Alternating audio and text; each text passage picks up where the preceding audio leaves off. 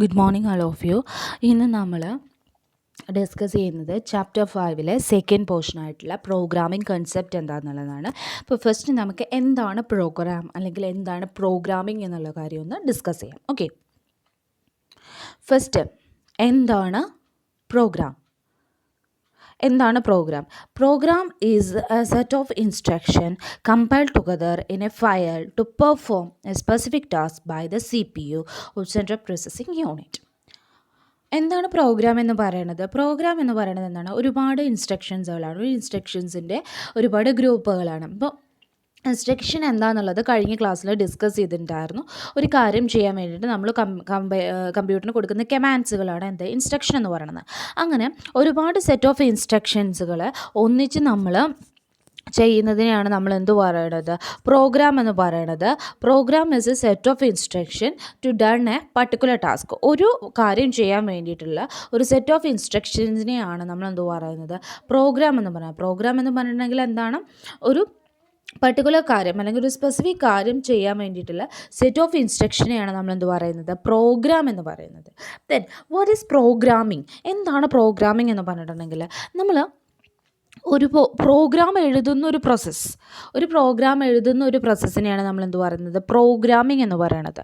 അല്ലെങ്കിൽ programming is the process of writing an algorithm into a sequence of computer instructions.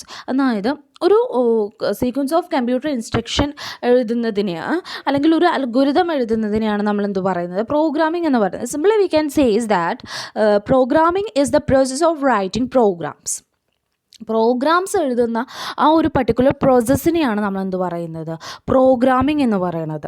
അല്ലെങ്കിൽ നമുക്കെന്ത് പറയാം? അതായത് നമുക്കുണ്ടാകുന്ന ഒരു പ്രോബ്ലത്തെ നമ്മൾ കമ്പ്യൂട്ടർ ലാംഗ്വേജിലേക്ക് ട്രാൻസ്ഫോം ചെയ്യുന്ന പ്രോസസ്സിനെ നമുക്കെന്ത് പറയാം? പ്രോഗ്രാമിംഗ് എന്ന് പറയാം. അതായത് കമ്പ്യൂട്ടർ ലാംഗ്വേജിലേക്ക് ഒരു പ്രോബ്ലത്തിനെ നമ്മൾ ട്രാൻസ്ഫർ ചെയ്യുന്നതിനെ നമ്മൾ എന്ത് പറയാം? നമുക്ക് പ്രോഗ്രാമിംഗ് എന്ന് പറയാം. That is about program and programming. Okay, ഇനി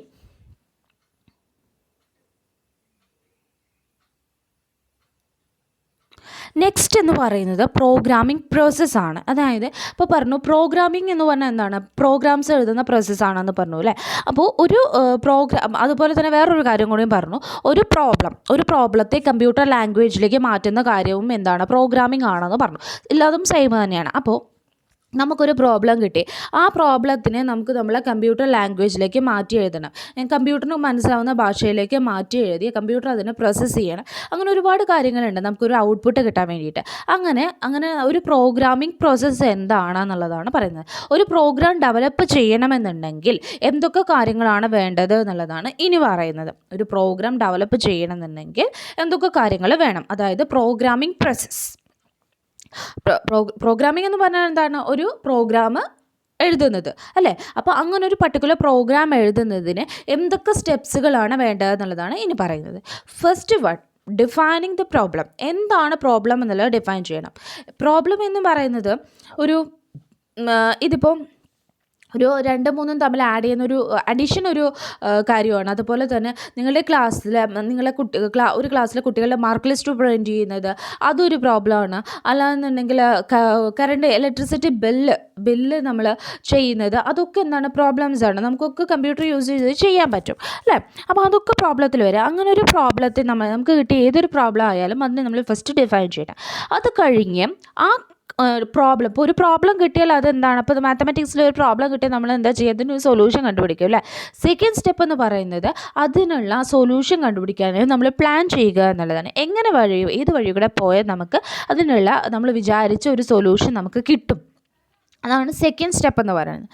ആൻഡ് ദ തേർഡ് സ്റ്റെപ്പ് എന്ന് പറയുന്നത് കമ്പ്യൂട്ടറിന് മാത്രം ബാധകമായുള്ള സ്റ്റെപ്പാണ് തേർഡ് സ്റ്റെപ്പ്. അതായത് നമ്മൾ ഒരു സൊല്യൂഷൻ പ്ലാൻ ചെയ്തു. അത് കഴിഞ്ഞിട്ട് അതിനെ നമ്മൾ എന്ത് ചെയ്യും? നമ്മുടെ കമ്പ്യൂട്ടറിൻ്റെ ലാംഗ്വേജിലേക്ക് നമ്മളതിനെ കൺവേർട്ട് ചെയ്യും. അതിനെ പറയുന്ന പേരാണ് കോഡിങ് ദ പ്രോഗ്രാമിങ്ങിനെ കോഡ് ചെയ്യുക. അതിനുശേഷം കോഡ് ചെയ്ത പ്രോഗ്രാമിൽ എന്തെങ്കിലും എറേഴ്സുകളോ കാര്യങ്ങളോ ഉണ്ടോ എന്നുള്ളത് നമ്മൾ ചെക്ക് ചെയ്യും. അതിനെ നമ്മൾ പറയുന്ന പേരാണ് ടെസ്റ്റിംഗ് ദ പ്രോഗ്രാം. എന്താണ് പറയുന്നത്? Testing the programme. ആൻഡ് നമ്മൾ ഈ 4 സ്റ്റെപ്സും കഴിഞ്ഞാൽ ഡിഫൈനിങ്ങും പ്ലാനിങ്ങും കോഡിങ്ങും ടെസ്റ്റിങ്ങും കഴിഞ്ഞാൽ നെക്സ്റ്റ് വരുന്നത് എന്താണ്? ഡോക്യുമെൻറ്റേഷൻ. അതായത് ചെയ്ത എല്ലാ കാര്യങ്ങളും എന്താണെന്നുള്ളത് നമ്മൾ നോക്കി വയ്ക്കും. അപ്പോൾ ഈ 5 സ്റ്റെപ്പാണ് പ്രോഗ്രാമിംഗ് പ്രോസസ്സിൽ വരുന്നത്. പക്ഷേ നമുക്കിവിടെ ഡിസ്കസ് ചെയ്യാനുള്ളത് ഏതാണ്? പ്ലാനിങ് ദ സൊല്യൂഷൻ എന്ന് പറയാം. അതായത് പ്രോബ്ലം ഡിഫൈൻ ചെയ്ത് കഴിഞ്ഞിട്ടുണ്ടെങ്കിൽ നമ്മൾ ആ സൊല്യൂഷന് വേണ്ടിയിട്ട് എന്ത് ചെയ്യും? പ്ലാൻ ചെയ്യും. ആ ഒരു സെക്ഷനാണ് നമുക്ക് ഈ ചാപ്റ്ററിൽ പഠിക്കാനുള്ളൂ, പ്ലാനിങ് ദ സൊല്യൂഷൻ. അപ്പോൾ ഒരു പ്രോബ്ലത്തിന് 2 തരത്തിൽ നമുക്ക് സൊല്യൂഷൻ കണ്ടുപിടിക്കാം. ഒന്ന്, ഒരു അൽഗോരിതം എഴുതുക, അല്ലെങ്കിൽ ഒരു ഫ്ലോ ചാർട്ട് വരയ്ക്കുക. അപ്പോൾ അൽഗോരിതം എഴുതുക, ഫ്ലോ ചാർട്ട് വരയ്ക്കുക. അതിൽ അൽഗോരിതമാണ് ഇന്നത്തെ ക്ലാസ്സിൽ നമ്മൾ ഡിസ്കസ് ചെയ്യുന്നത്. ഓക്കെ, അപ്പോൾ എന്താണ് അൽഗോരിതം? അതിനു മുമ്പ് എവിടെ നിന്നാണ് അൽഗോരിതം വന്നിട്ടുള്ളതെന്ന് നോക്കാം. അൽഗോരിതം എന്ന് പറയുന്നത് നമ്മുടെ പേർഷ്യൻ മാത്തമാറ്റീഷ്യൻ ആയിട്ടുള്ള Abu Abdullah Muhammad bin Musa al Khwarizmi എന്ന് പറയുന്ന പേർഷ്യൻ സയൻറ്റിസ്റ്റ്, പേർഷ്യൻ മാത്തമാറ്റീഷ്യനാണ് 19th സെഞ്ച്വറിയിൽ അൽഗോരിതം എന്ന് പറഞ്ഞിട്ടുള്ള കാര്യത്തെ കൊണ്ടുവന്നിട്ടുള്ളത്. അതുപോലെ തന്നെ നമുക്കറിയാം, ഫസ്റ്റ് പ്രോഗ്രാം എഴുതിയ ആൾ ആരാണ്? അഗസ്ത ആഡ അല്ലേ? അതുപോലെ തന്നെ അയാൾ തന്നെ ആയിരിക്കും അപ്പോൾ എന്തോ ആദ്യം എഴുതിയിട്ടുണ്ടാവുക, അൽഗോരിതവും ആദ്യം പ്രിപ്പയർ ചെയ്തിട്ടുള്ളത് ആരായിരിക്കും?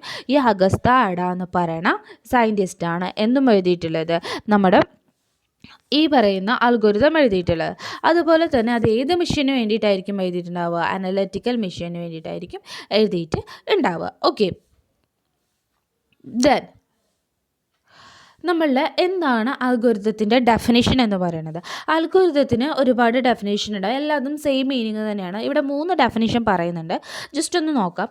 ഫസ്റ്റ് വൺ എന്ന് പറയുന്നത് a sequence of activities to be processed or getting desired output from a given input. അതായത് ഒരുപാട് ഒരു നമ്മൾ കൊടുത്ത ഒരു ഇൻപുട്ട്, ആ ഒരു ഇൻപുട്ടിന് ഡിസൈഡ് ആയിട്ട് ഔട്ട്പുട്ട് കിട്ടാൻ വേണ്ടിയിട്ട് നമ്മൾ ചെയ്യുന്ന സീക്വൻസ് ഓഫ് ആക്ടിവിറ്റീസിനെയാണ് നമ്മൾ എന്ത് പറയുന്നത്?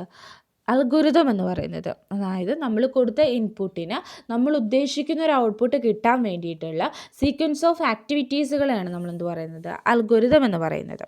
അതുപോലെ തന്നെ വേറൊരു word, in other word, an algorithm is a step by step procedure to solve a given problem. അതായത് ഇറ്റ് ഈസ് അൽഗോരിതം എന്ന് പറയുന്നത് എന്താണ്? തന്നിരിക്കുന്ന ഒരു പ്രോബ്ലത്തെ, അല്ലെങ്കിൽ നമുക്ക് കിട്ടിയിരിക്കുന്ന ഒരു പ്രോബ്ലത്തെ സോൾവ് ചെയ്യാനുള്ള സ്റ്റെപ്പ് ബൈ സ്റ്റെപ്പ് പ്രൊസീജിയറാണ് എന്ത്? അൽഗോരിതം എന്ന് പറയുന്നത്. Or definition of an algorithm as a set or a list of instruction for carrying out some process step by step. അതായത് അൽഗോരിതം എന്ന് പറയുന്നത് ഒരു സെറ്റ് അല്ലെങ്കിൽ ഒരു ലിസ്റ്റ് ഓഫ് ഇൻസ്ട്രക്ഷൻ ആണ്. ഒരു പ്രോസസ്സിനെ സ്റ്റെപ്പ് ബൈ സ്റ്റെപ്പ് ചെയ്യാൻ വേണ്ടിയിട്ട്, സ്റ്റെപ്പ് ബൈ സ്റ്റെപ്പായിട്ട് ക്യാരി ചെയ്യാൻ വേണ്ടിയിട്ട് നമ്മൾ കൊണ്ടു നടക്കുന്ന സെറ്റ് അല്ലെങ്കിൽ ലിസ്റ്റ് ഓഫ് ഇൻസ്ട്രക്ഷൻസ് ആണ് എന്ത്? അൽഗോരിതം എന്ന് പറയുന്നത്. ഇങ്ങനെ 3 ഡെഫിനേഷനാണ് അൽഗോരിതത്തിന് പറയുന്നത്.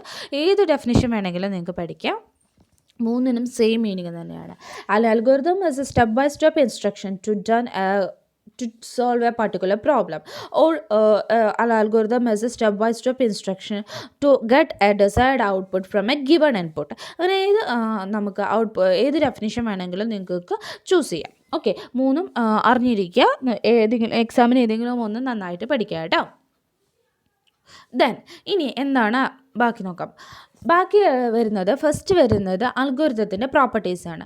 അൽഗോരിതത്തിന് പ്രോപ്പർട്ടീസ് ഡിഫൈൻ ചെയ്തിട്ടുള്ളത് ഡൊണാൾഡ് എർവിൻ എക്കർത്ത് എന്ന് പറയുന്ന സയൻറ്റിസ്റ്റാണ് അൽഗോരിതത്തിൻ്റെ പ്രോപ്പർട്ടീസുകൾ ഡിഫൈൻ ചെയ്തിട്ടുള്ളത്.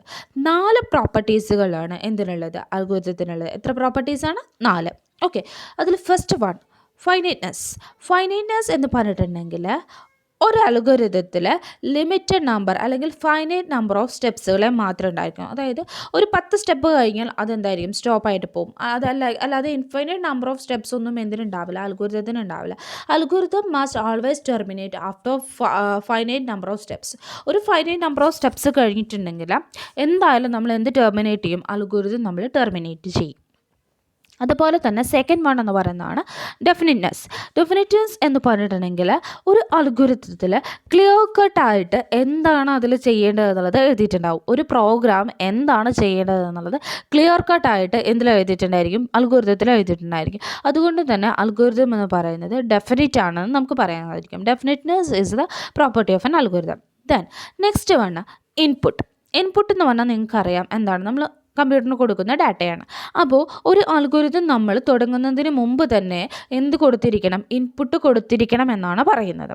ഒരു അൽഗോരിതം നമ്മൾ സ്റ്റാർട്ട് ചെയ്യുന്നതിന് മുന്നേ തന്നെ നമുക്ക് എന്ത് കൊടുക്കണം?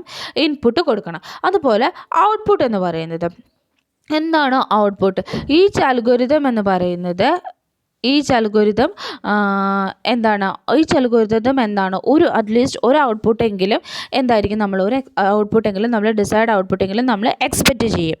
ഒരു ഡിസൈർഡ് ഔട്ട്പുട്ടെങ്കിലും നമ്മൾ എന്ത് ചെയ്യും, എക്സ്പെക്റ്റ് ചെയ്യും എന്നാണ് പറയുന്നത്.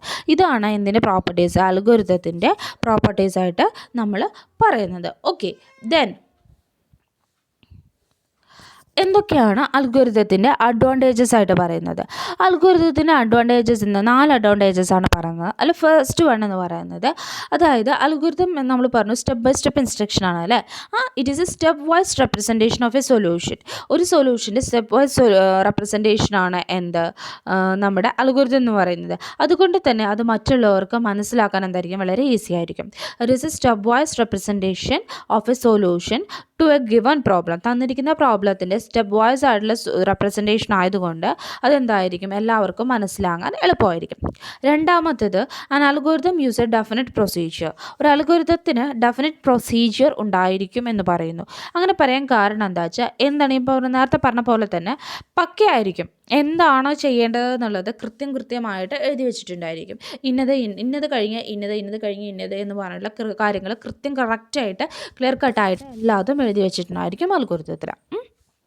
Then algorithm it is not depend on any programming language, so it is easy to understand for anyone even without programming knowledge.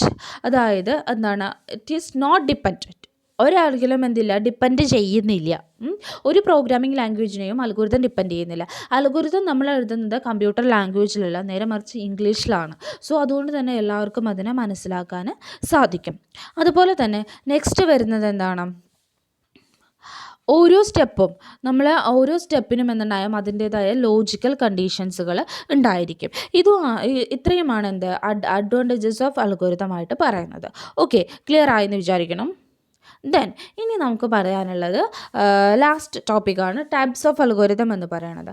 3 type of അൽഗോരിതമാണ് നമുക്കുള്ളത്. അതായത് അൽഗോരിതത്തിനായാലും ഫ്ലോ ചാർട്ടിനായാലും 3 ടൈപ്സ് ആയിട്ടാണ് നമ്മൾ ക്ലാസിഫൈ ചെയ്തിരിക്കുന്നത്: sequence, branching, loop. Sequence, branching, loop. Sequence എന്ന് പറഞ്ഞാൽ എന്താണ്, branching എന്ന് പറഞ്ഞാൽ എന്താണ്, ലൂപ്പ് എന്ന് പറഞ്ഞാൽ എന്താണ്?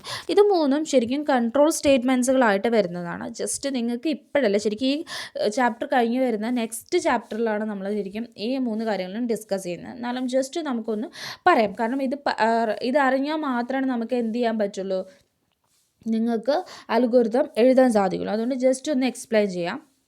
ഫസ്റ്റ് വൺ എന്ന് പറയുന്നത് സീക്വൻസ് ആണ്. സീക്വൻസ് ആസ് നമ്മൾ പറഞ്ഞ അൽഗോരിതത്തിൻ്റെ അതേ കാര്യം തന്നെയാണ് സീക്വൻസിൽ. അതായത് ഒരു സ്റ്റെപ്പ് വൈസ് ഒരു പ്രോബ്ലത്തെ നമ്മൾ ഒരു സ്റ്റെപ്പ് വൈസ് സ്റ്റെപ്പായിട്ട് സീക്വൻസ് സ്ട്രക്ചറിൽ നമ്മൾ എന്ത് ചെയ്യാണ്, സ്റ്റേറ്റ്മെൻറ്റ്സിനെ പ്ലേസ് ചെയ്യണം. അതായത് വൺ ആഫ്റ്റർ അനദർ.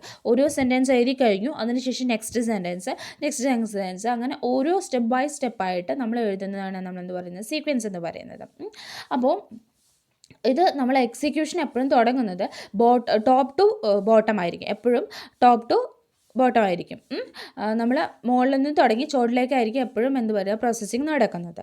രണ്ടാമത്തേത് ബ്രാഞ്ചിങ് എന്ന് പറഞ്ഞാൽ തന്നെ, അല്ലെങ്കിൽ ഡിസെലക്ഷൻ എന്ന് ബ്രാക്കറ്റ് ആകുന്നുണ്ട്. ബ്രാഞ്ചിങ് എന്ന് പറഞ്ഞാൽ എന്താണ്, 2ആയിട്ട് ഭാഗിക്കുക അല്ലേ, അല്ലെങ്കിൽ സെലക്ട് ചെയ്യുക. കുറേ എണ്ണത്തിൽ നിന്ന് നമ്മൾ സെലക്ട് ചെയ്യുക, അങ്ങനെയാണ് പറയുന്നത്. അതായത് ബ്രാഞ്ചിങ് എന്ന് പറഞ്ഞിട്ടുണ്ടെങ്കിൽ, ബ്രാഞ്ചിങ് കൺട്രോളിൽ എന്ത് സംഭവിക്കുകയെന്ന് വെച്ചാൽ, എന്തെങ്കിലും ഒരു കണ്ടീഷൻ നമ്മൾ കൊടുക്കും. അപ്പോൾ ഏതെങ്കിലും 2 നമ്പർ, അപ്പോൾ 2 is greater than 3. അപ്പോൾ നമുക്ക് 2 നമ്പർ തന്നിട്ടുണ്ട്, എയും ബി 2 നമ്പർ 2ഉം 3ഉം തന്നിട്ടുണ്ട്.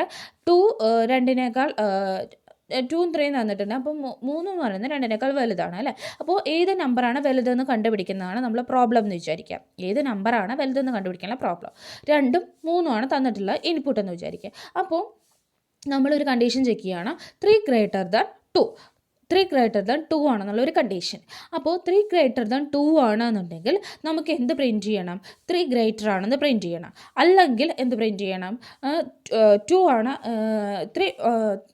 3 false ആണ്, 3 ഗ്രേറ്റർ അല്ല എന്ന് പ്രിൻറ്റ് ചെയ്യണം. അങ്ങനെ 2 കാര്യങ്ങളാണ് പ്രിൻറ്റ് ചെയ്യണം. അതായത് നമ്മൾ ചെയ്യുന്ന സമയത്ത് 2ഉം 3ഉം, അപ്പോൾ 3 2 വലുതാണെങ്കിൽ 3 വലുതാണെന്ന് പ്രിൻറ്റ് ചെയ്യണം, അല്ലാന്നുണ്ടെങ്കിൽ വലുതല്ല എന്ന് പ്രിൻറ്റ് ചെയ്യണം. അപ്പോൾ നമ്മൾ 3 greater than 2 എന്നുള്ള കണ്ടീഷനാണ് കൊടുക്കുന്നത് എന്നുണ്ടെങ്കിൽ, 3 greater than 2 എന്നുള്ള കണ്ടീഷനാണ് നമ്മൾ ചെക്ക് ചെയ്യുന്നത് എന്നുണ്ടെങ്കിൽ എന്താണ് വരുന്നത്, 3 greater than 2. അപ്പോൾ എന്താ വരുന്നത്, നമുക്ക് 3 ഗ്രേറ്റർ ദാൻ 2 ആണല്ലോ, ട്രൂ സ്റ്റേറ്റ്മെൻ്റ് ആണ്. അപ്പോൾ നമുക്ക് രണ്ട് കാര്യങ്ങൾ, ട്രൂ ഗ്രേറ്റർ ദാൻ 2 ആണെങ്കിൽ നമുക്ക് എന്ത് പ്രിൻറ്റ് ചെയ്യുക, ഇസ് ഗ്രേറ്റർ ആണെന്ന് പ്രിൻറ്റ് ചെയ്യുക. ഫോൾസ് അല്ലാത്ത കേസ്, ഇപ്പോൾ 2 ഗ്രേറ്റർ ദാൻ 3 ആണ് തന്നിട്ടുള്ളത് എന്നുണ്ടെങ്കിൽ 2 ഗ്രേറ്റർ ദാൻ 3 ആണ് തന്നിട്ടില്ലെങ്കിൽ എന്താണ്, ഇസ് ഫോൾസ് ആണ് അല്ലേ. ഫോൾസ് ആണെന്നുണ്ടെങ്കിൽ നമ്മൾ എന്ത് പ്രിൻറ്റ് ചെയ്യും, നമുക്ക് പ്രിൻറ്റ് ചെയ്യുന്ന ഓപ്ഷൻ വേണ്ടേ. അപ്പോൾ അങ്ങനെ ഒരു പർട്ടിക്കുലർ കണ്ടീഷൻ ചെക്ക് ചെയ്തിട്ട് ആ കണ്ടീഷനെ ഡിപ്പെൻഡ് ചെയ്തിട്ട് നമ്മൾ എന്ത് ചെയ്യുകയാണ്, ഒരു അൽഗോരിതം എഴുതുകയാണെങ്കിൽ അതാണ് ബ്രാഞ്ചിങ് സെക്ഷൻ എന്ന് പറയും, ബ്രാഞ്ചിങ് ടൈപ്സ് ഓഫ് അൽഗോരിതം എന്ന് പറയുന്നത്. അപ്പോൾ ട്രൂ ആണെന്നുണ്ടെങ്കിൽ 2 ബ്രാഞ്ചസ് ആയിട്ട് നമ്മൾ സ്പ്ലിറ്റ് ചെയ്യും. ഓക്കെ, ഫോൾസ് കണ്ടീഷൻ ആണെന്നുണ്ടെങ്കിൽ നമ്മൾ എന്ത് ചെയ്യും, അത് അവിടെ നിന്ന് ടെർമിനേറ്റ് ചെയ്യും. അതായത് നമുക്ക് ഇപ്പോൾ ടീച്ചർ പറഞ്ഞു നമുക്ക് ഏത് നമ്പറാണ് വലുതെന്നാണ് ചെക്ക് ചെയ്യേണ്ടത്, അതാണ് നമ്മുടെ പ്രോഗ്രാം. അപ്പോൾ 3യും 2വും നമ്മൾ നോക്കി, 3യും 2വും നമ്മൾ നോക്കി. ഇപ്പോൾ 3, 2 നോക്കുമ്പോൾ 3 ഗ്രേറ്റർ ദാൻ 2 ആണെന്നുണ്ടെങ്കിലാണ് നമുക്ക് 2 സ്റ്റേറ്റ്മെൻറ്റ് പ്രിൻറ്റ് ചെയ്യേണ്ടുള്ളൂ. 3 ഗ്രേറ്റർ ദാൻ 2 ആണെങ്കിലാണ് നമുക്ക് 2 സ്റ്റേറ്റ്മെൻറ്റ് പ്രിൻറ്റ് ചെയ്യേണ്ടുള്ളൂ. ഒന്ന് ഗ്രേറ്റർ ആണ് അല്ലെങ്കിൽ ഗ്രേറ്റർ അല്ല എന്നുള്ളത്.